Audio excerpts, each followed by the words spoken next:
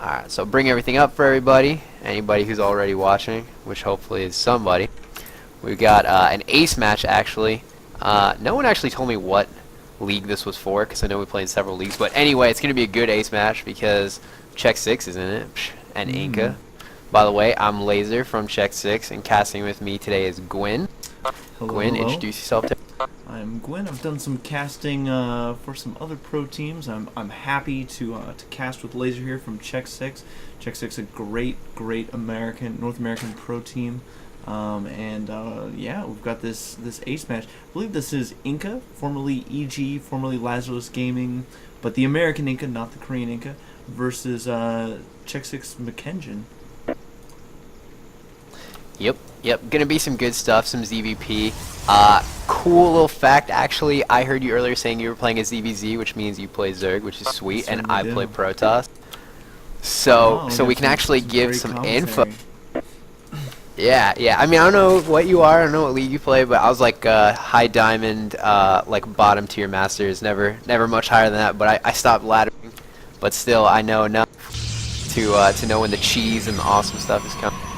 But pretty standard stuff from both players right now. Yeah, it looks like we are seeing, Inka throw down that gateway and move out. The gateway opting not to wall off. I think this is an interesting choice against Zerg. I mean, this map especially, it's very easy for Protoss to do a forge fast expand, get that expo up early, and just expand off that. But opting not to do that, going for gateway first, and again, not walling off. We don't see a hatch first from Zerg either. It's a little bit of one base from both players at the moment. Yeah, I think the reason for not walling off is just the distance here is insane. I mean, going from the top right to the bottom left, including having to go up and down these twist and turn ramps to get there, is just really far. But you can tell by the gas before pool play from Mkengyn here that he's going to be going for speedling ASAP. Because what happens is when you do that pool before, geyser extractor before pool, your pool finishes as you have 100 gas for the research for speed. So he's obviously going to get the speed to make this distance not such a bad travel for the Zerglings. But yeah, so I mean, outside of that, nothing crazy. Should be probably seeing a hatch from him at about 22, 24, something like that. And then Inka can pretty much, he's got so many opportunities as Protoss with this distance. He could do his 4-gate push if he wanted to with the proxy pylon. He does have that probe up by the Zelnaga. Actually might get scouted over here by... Nope, Zergling didn't get it. He could go... He's already got 2 gas, so he could go Void Rays. He could go Heavy Tech. He could go DT. So really have to see what happens in probably the next 2 to 3 minutes of the game to see how he unfolds. But... with that 2-gate, or I guess the 2 gas opening, it looks like he is throwing down an additional gateway. Zerglings poking into the main there, by Mkengyn, but not going to be able to do too much. 2 more gates down, so this will be a 3-gate opening. Not sure if we'll see a 3-gate expand or not. A little bit of progress, and see, this is why I really like the wall off. With the wall off, you completely avoid this type of progress. Didn't lose any probes, but had to spend a little bit of time working on that. To get them out. Hatch, about to finish, speed finishing up, so Zerg definitely has map control at this point in the game. It looks like we're going to see an expansion going on shortly for Protoss.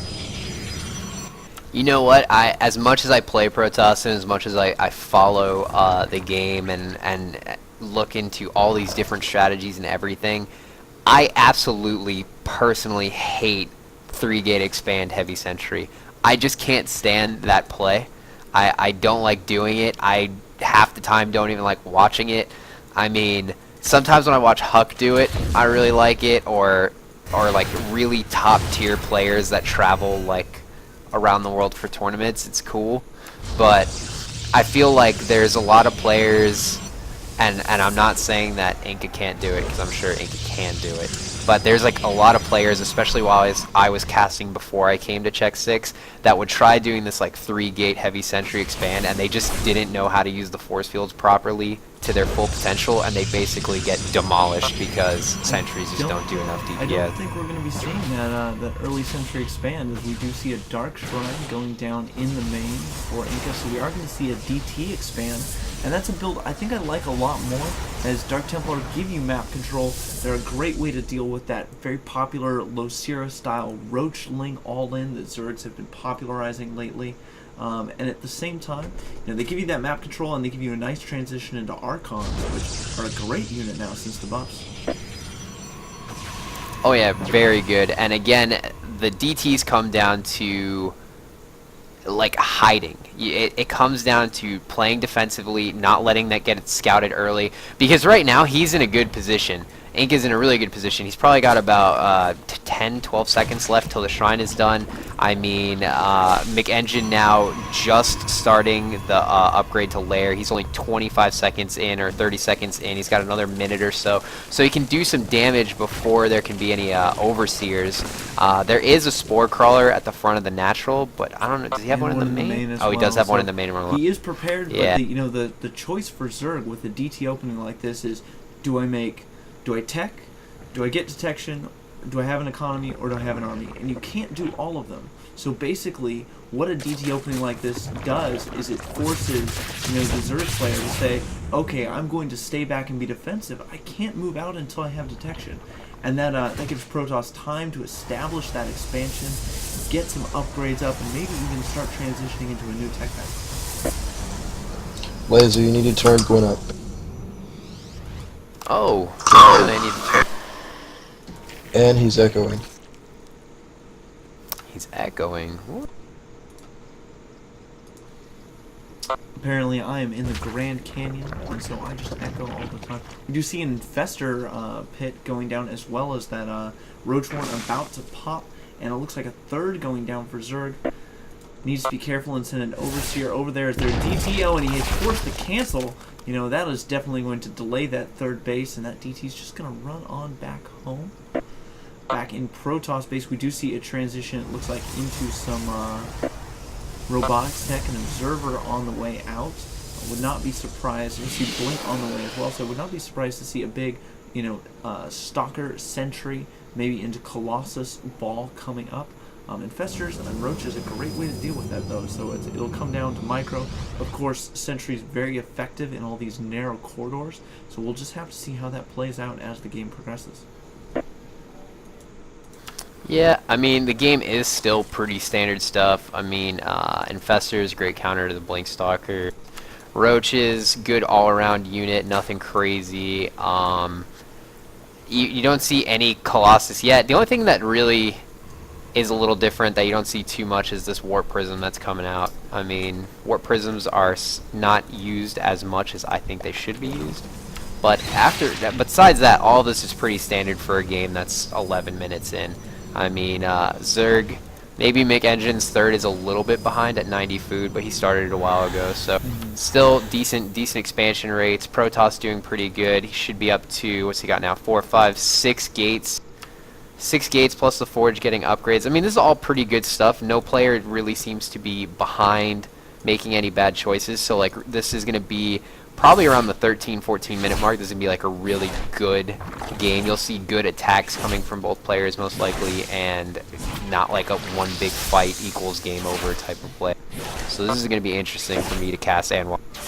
We do see a DT hammering away at this third, as well as this Warp Prism coming in. Looks like going to the main. This could be devastating if he doesn't catch this just right. Just has the one spore in the main, and there are 3 DTs in there, and DTs take down spores really fast. I'm not sure if you knew. Yeah. The actual DT that was by the third did get taken out. There's this Overseer padding around now. Is he gonna catch it? I don't know. Is he gonna catch the Warp Prism? Yep. The Warp Prism dropping those DTs off at the third now. They're moving on in, but I think that Spine is going to be up in time, but one Spine probably not enough. But the Fungus comes in, and that Warp Prism not long for this does go down. So that harass has been ended, but we do see a little bit of Protoss unit movement out on the map in the center. Yeah, again, mostly sentries, couple zealots, one stalker. Should be seeing a... Oh, actually, he warped in 5 more zealots over here. I was expecting to see a lot more zealots considering the blink play. By the way, Changeling up at the natural, he's been chilling there for a while, just kind of hanging out. Surprised Inka hasn't picked up on that, seeing as that Zealot didn't move out the rest of the unit. And Inka almost done with his third in the bottom right, so he'll be catching up economically here shortly. As long as Mkengyn over here doesn't go for the win, he's coming out with a lot of decent ground units, the Lings, the Roaches, decent amount of Roaches, and 5 Infestors with a lot of energy. And again, this like must be the 5th Changeling he dropped. That's really cool. You don't see him that often. Oh, and some good force fields going on in the rear, pinching a lot of those Roaches off. I think he's going to be able to clean those up, especially with the 2 mortars out of my block. Infestors coming down, a ton of infested Terrans, really going to make short work of those Immortals. I don't know if Protocol has enough to clear this up. The storm is not quite finished yet. Yeah, I think Mkengyn's gonna end up backing though, yeah, like he is now. He used almost all his energy on the infested Terran, which I don't necessarily think was the best option. He lost a lot of Roaches due to the cutoff in the force field. That was great force fields from Inka's play, or Inka's side of that encounter. Infested Terran would have made short work of those Immortals had, you know, he not lost all those Roaches to be tanky for him. If the Infested Terran came out earlier, like he didn't get caught off guard like that, they could have free shot. But after losing basically his big meaty tank for the Infested Terran, they didn't do nearly enough. Ooh, some Roaches getting taken out by the Immortal Storms over there, and feedback on those Infested. Yeah, that was really good, but I think he's got too many Roaches. I don't think there's enough Stalkers to deal with it, and he's going to lose everything but 3 Stalkers, it seems. Nope. Oh no, he comes back. Decided that yeah, that was weird. They did not want to go down without a fight. But we do see reinforcements of Stalkers and High Templar. High Templar are very good against the Infestors, but Storm doesn't do really enough damage against those Roaches. It makes a huge difference.